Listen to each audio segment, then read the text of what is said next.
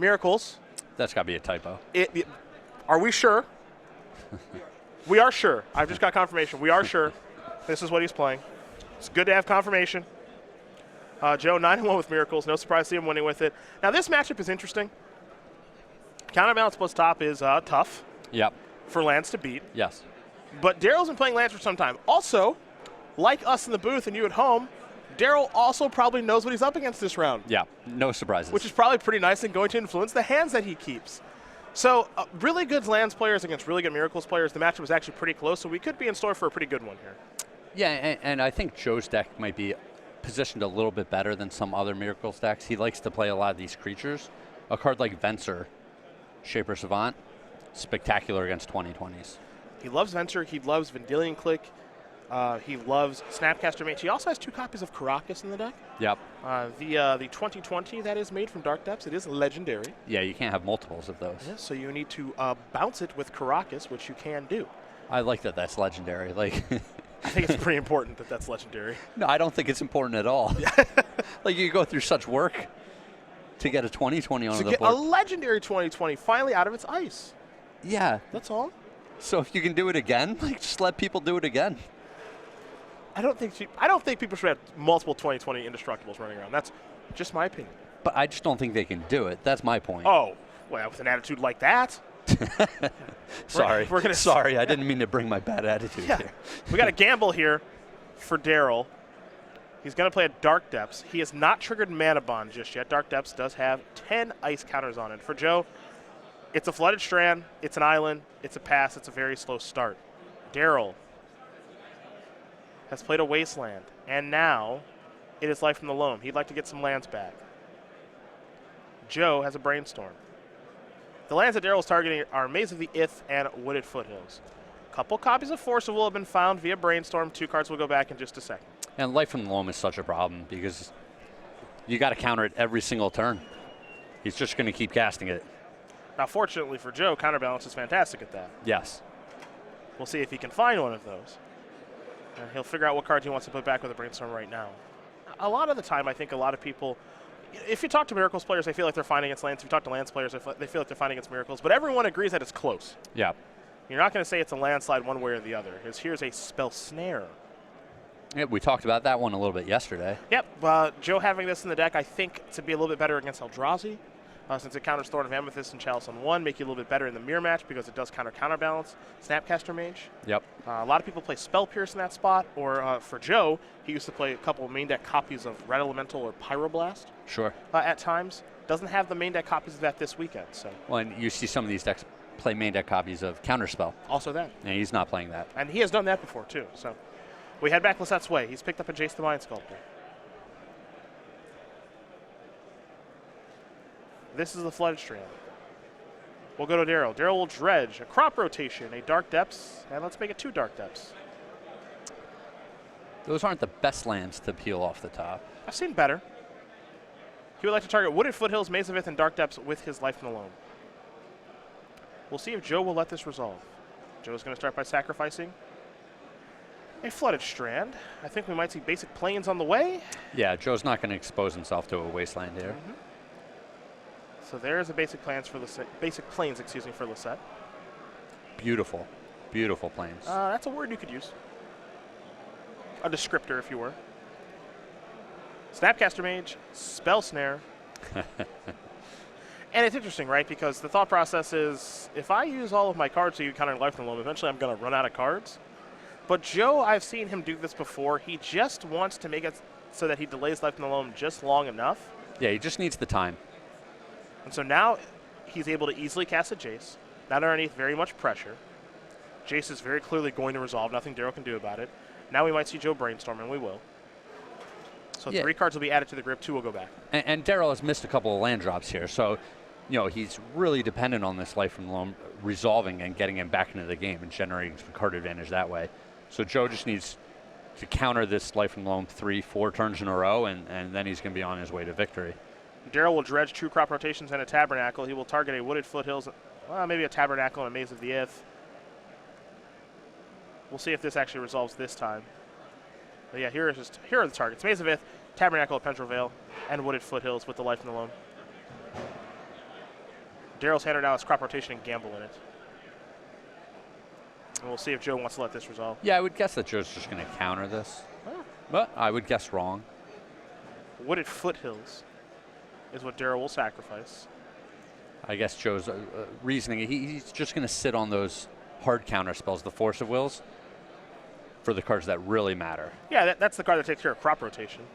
That's the card that takes care of gamble, if Joe deems that worthy of a counter spell. And now here is gamble. That's fine too. Daryl going to get a card, didn't get a great look.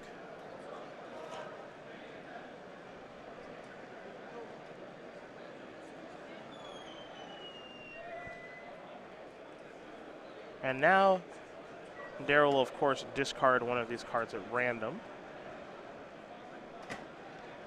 And we can't forget about that mana bond that has been sitting in play but not being used. Mm-hmm. He's had that from the start. Discards Tabernacle. This is a Beseiju. Aha! So now he actually does use the mana bond, put the rest of the lands on the battlefield, and now the plan is uncounterable loams for the rest of the game via Beseiju. And are you wondering if that's a main deck card? Of course it's a main deck card. Lossett will sacrifice a Scalding Tarn. And it looks like Daryl's pretty well set up to do the things that he wants to do for the rest of the game. Well, Loam is now uncounterable.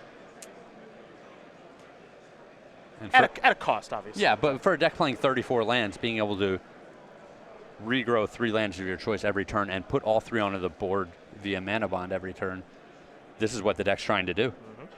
There's a Brainstorm from Lossett. See what other neat lands Daryl has in his deck. He has 3 Maze of Ys, 4 Ghost Quarters, 4 Dark Depths, 4 Wasteland, 4 Thespian Stage, a Horizon Canopy, 4 Grove of the Burn Willows to go along with 3 Punishing Fires, a Tabernacle of Pendreville, and heck, even a Glacial Chasm too. And we see the Beseiju already on the battlefield. Yep. Joe's got a top. Joe's got a counterbalance. He found those pieces a little bit late. Yeah.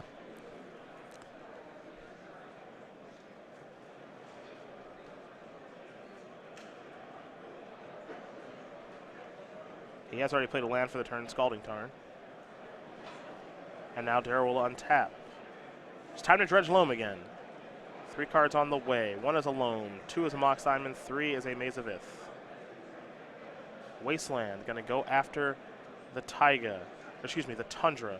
Daryl going to use the Taiga to recast Life from Loam along with Beseiju. That'll get him a Tabernacle, a Wasteland, and a Wooded Foothills. He'll play a Tabernacle for the turn. There will be a Mana Bond trigger. That'll resolve. Put the Wasteland and the Wooded Foothills on the battlefield.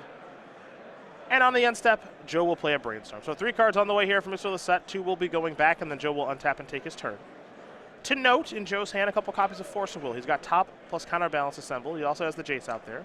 Snapcaster Mage, which he really can't do very much attacking, as Joe's going to spin the top now.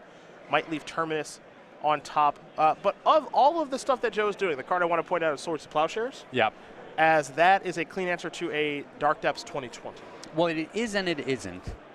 At this point, Daryl can just make a 2020 every single turn. Mm-hmm. You know, I think Joe would much rather be putting it on the bottom of his opponent's deck via Terminus. Sure. But the broader picture is that it doesn't matter either way what happens here. Daryl's just going to make a 2020 when he decides, you know, he's found the pieces to go that route. Just 2020 this turn. You have an answer? I'll make 2020 next turn. You have an answer? I'll make 2020 the next turn. And if that answer is Swords to Plowshares, he's gaining 20 life every time. Yep. So that means the fact that he's paying 2 life for something like a Beseiju, not really that big of a deal. Yeah, not a big deal. But Joe actually has what I would argue is, outside of the Swords to Plowshares, which is a nice answer, I think he's got his most important card of his deck in play, and that's Jace. Yes. Jace is going to let him Brainstorm a bunch, then it's going to start Fate Sealing, and that's actually his win condition typically in this matchup. Yes, he can maybe win games with Entreat the Angels or some of his other creatures, but I think the Jace, actually Fate Sealing, is going to be his best route to victory. And like you said, the counterbalance top came up just a little bit too late to stop Daryl from doing what he does. Mm-hmm. So now it's just at this interesting point where each player gets to decide to play the game almost independently of what their opponent is doing. Yeah, which is weird because I feel like it's a pretty interactive matchup. Yes. But right now it is kind of two ships passing the night. Joe's going to fate seal himself, put the top card to the bottom. He's going to pass the turn back. So his solitary turn is done. On the end step, Daryl is going to remove an ice counter from Dark Depths. It's the slow route. Yeah, I like it. It's just a heads up play. There's nothing to be lost by doing this. He's been playing lands forever. He is one of the very best lands players on the SCG Tour. One could argue the best one. There are some other fantastic ones out there, like David Long, Jarvis Yu. Now we see a dredge. 1 is a seismic assault. 2 is an exploration. 3 is a molten vortex. He's really good at dredging not lands.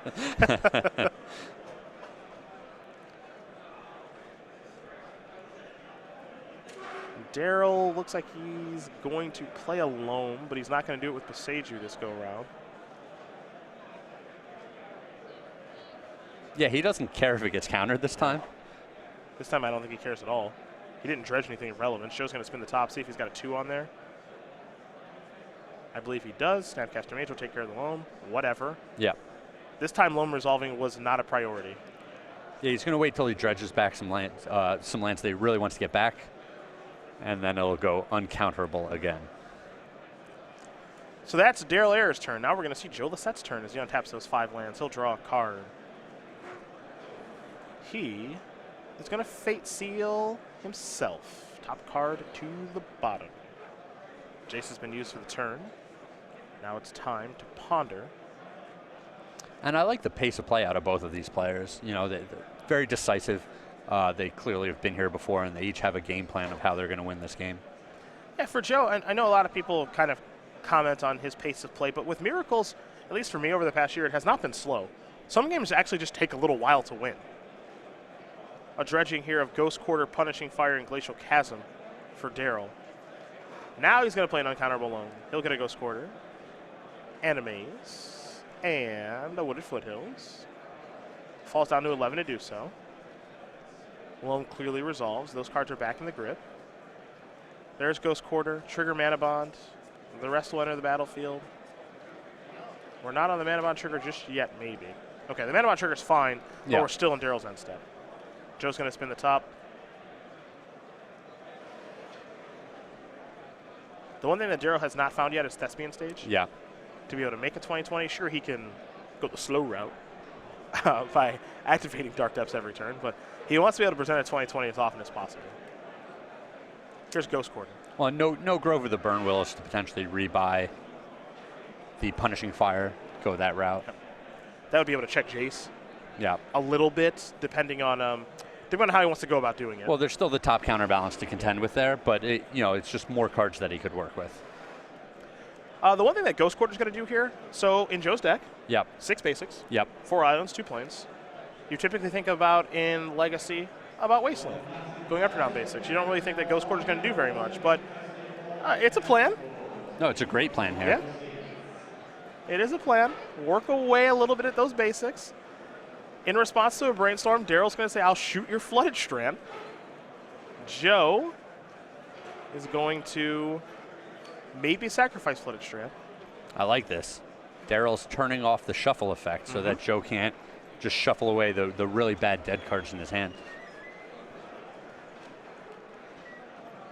Joe will sacrifice the Flooded Strand. These are 2 masters at their craft. Both these players have been playing each individual deck a very, very long time. At least 2 years. Probably more than that for each of them. So he sacrifices the Flooded Strand, and he fails to find. He just wants the shuffle so he has some fresh cards to look at.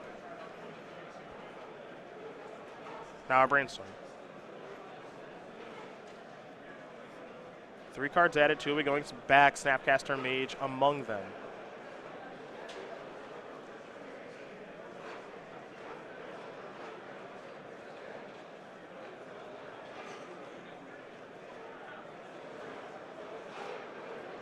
Now we pass. Errors will dredge. Grove, Wasteland, Exploration. We're going to use the Beseiju. Fall down to 9 to cast the loam. Get a Grove. Get a Ghost Quarter. Get a Wasteland. They're back, loan to the graveyard, play the Grove, which means that Punishing Fire is online, trigger the Mana Bond, put those other 2 lands on the battlefield. Joe may have some end step effects now that the Mana Bond trigger has resolved. And we see the longevity of the land stack here, just grinding out its opponent. I'm going to leave you with no permanents in play, just slowly eat you up. That is almost certainly the plan. Here's Snapcaster Mage. He's going to try to recast the Brainstorm. Daryl says, 1 sec. I might have a response here. Take a look at the graveyard. You see the Punishing Fire down there. Punishing Fire is a nice way to check both the Snapcaster Mage and the Jace. Yeah, I mean, Daryl already has all those lands that he's pushed forward that don't provide mana in the form of Maze of Ith, Tabernacle of Pendrell Vale. So he's not really worried about the Snapcaster Mage. Daryl looks like he's going to get back The Punishing Fire. Yep. I expect him to try to go after Jace here. Yep.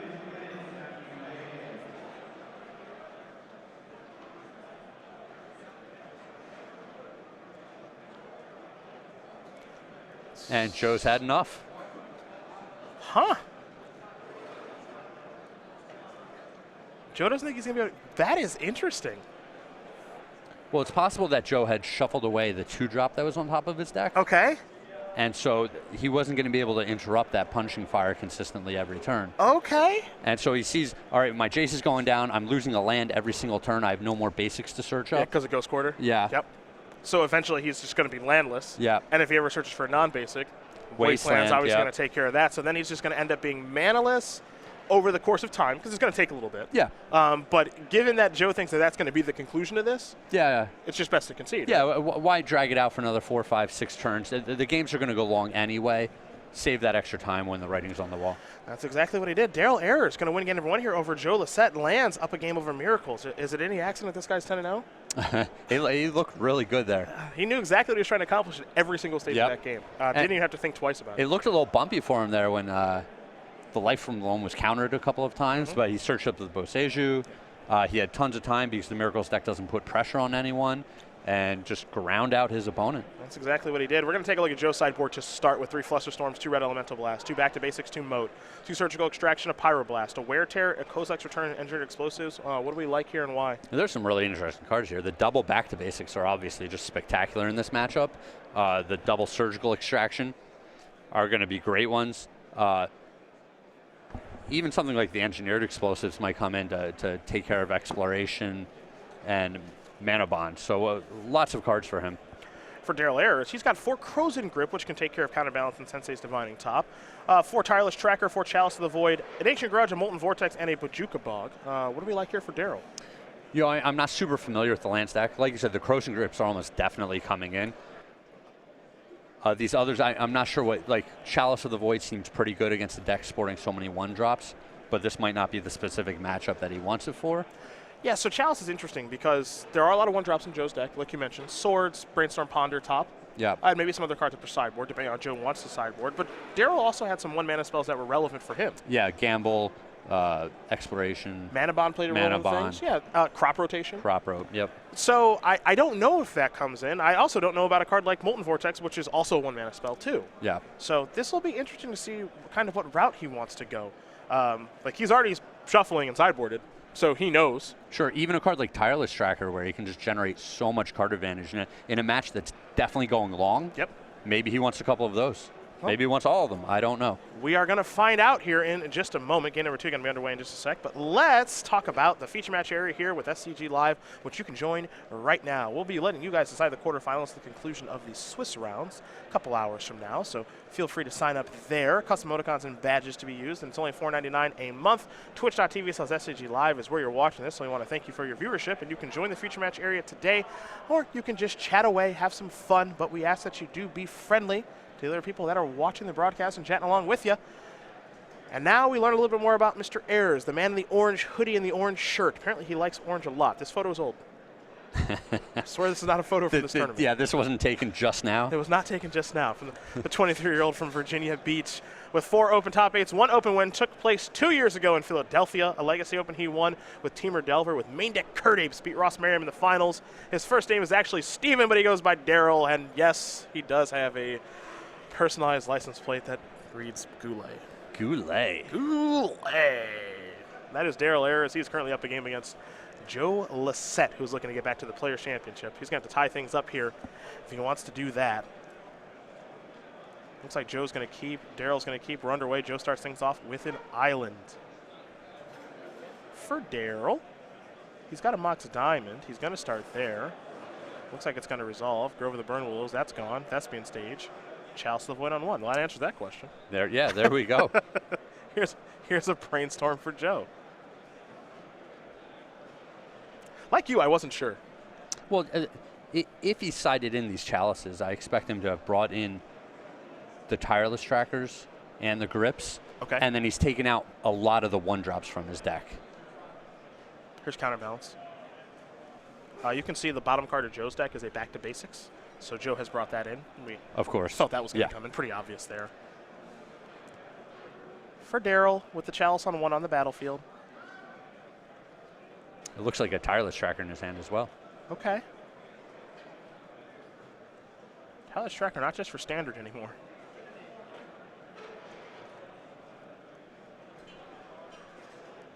How does he want to move forward? He's got a Life in the Loam in hand too, I think.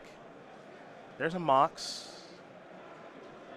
No trigger of Counterbalance by Joe. A little surprised by that. Here's Tireless Tracker. Trigger. Huh. Ugh. A little surprised. Yeah, I think he just didn't realize. Yeah. Missed the trigger for the Mox. Maybe he didn't want to reveal, didn't care. Joe typically doesn't miss Counterbalance triggers. Sure. Probably just a small mistake there. Yeah. Here's a Dark Depths. 2 clues here. 10 counters on Dark Depths, and yep, happy to attack with Tireless Tracker. I think we're going to see a Vendilion Click. We will. That's going to resolve. Mox Diamond is the card here in Ayers' hand. Yeah, keep it. Are you sure? What a nice guy.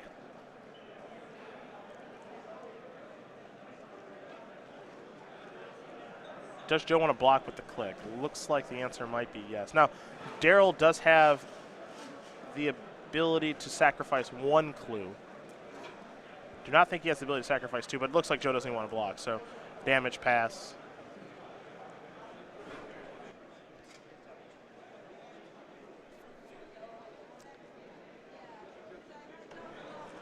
Okay, so yeah, we had a question of if Boseiju could be used For regular mana, which it can. So, yeah, he could sacrifice both clues. So, no block is even better now for Joe. Yeah, the Vendilion Click would have just been on chump duty there. And he's no chump. Flooded Strand will be sacrificed here by Joe. He's going to fall down to 15. There's a Plains.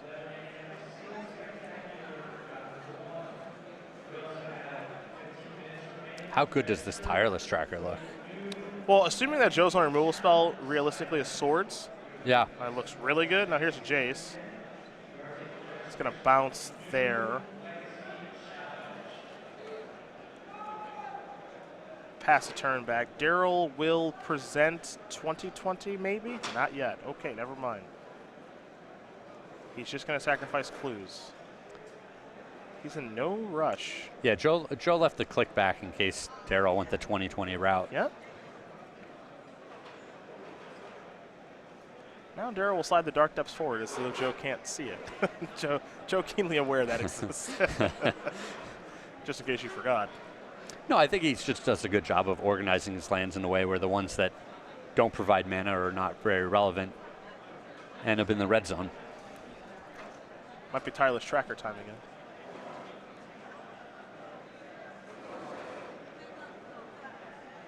Yeah. Trigger. Brainstorm. Foothills will bring a clue.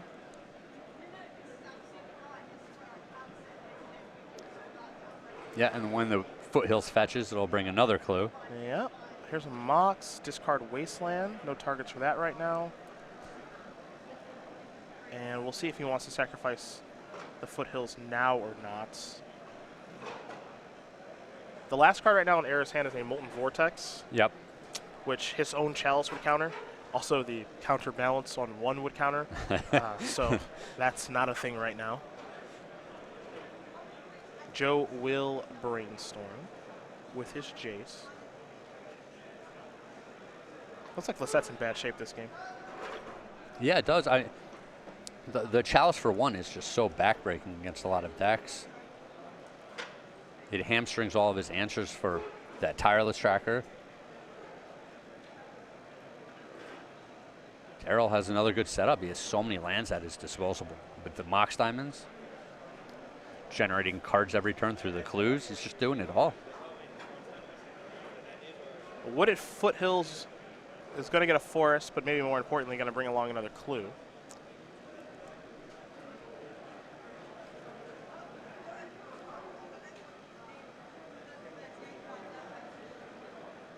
Daryl wants to make sure all of his cards are the right way really quickly. The way he was shuffling, it looked like he might have split a sleeve there. Yeah. Yep, he did. Yep.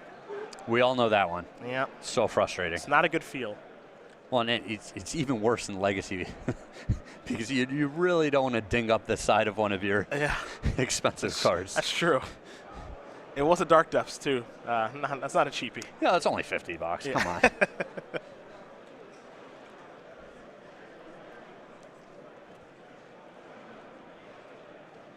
Let's see. Looks like he's going to sacrifice a clue here. Yep. I always find it really awesome when newer cards work their way into older formats. It looks so out of place. It really does. But obviously, I mean, just watching it this game, it's doing everything. Tireless Tracker is a card that Joe had to bounce with Jace. It's back. It's generating card advantage. Like, it's doing everything that Daryl, I think, would want it to do. Well, and in the land stack, when they're over half of his deck is lands, he's not going to be missing land drops. Mm-hmm. All right, crack a clue. Draw a card.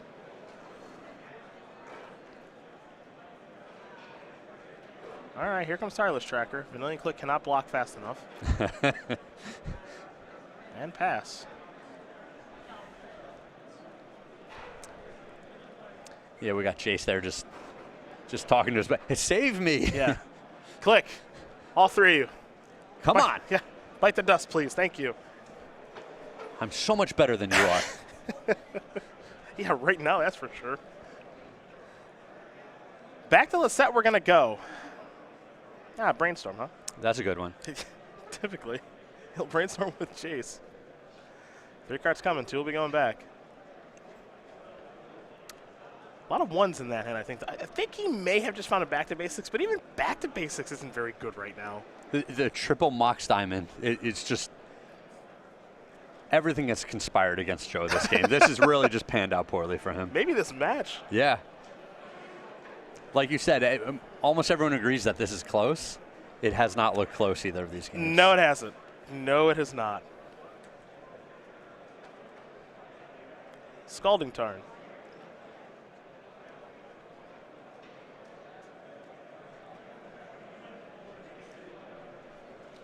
And Joe's, I think, trying to figure out how he's supposed to work himself out of this situation. Is back to basics even an option now? Because this entire time, we cannot forget, Daryl has just been sitting here saying, I can make a 2020 whenever I want to, just so that you know. And that is going to do it. Joe is beat. Daryl Ayers is going to win this match pretty easily. 2-0 over Joe Lossett. Lands, destroys Miracles. Daryl Ayers, he's 1 match win away from making top 8 of this tournament. This has been a dominant display.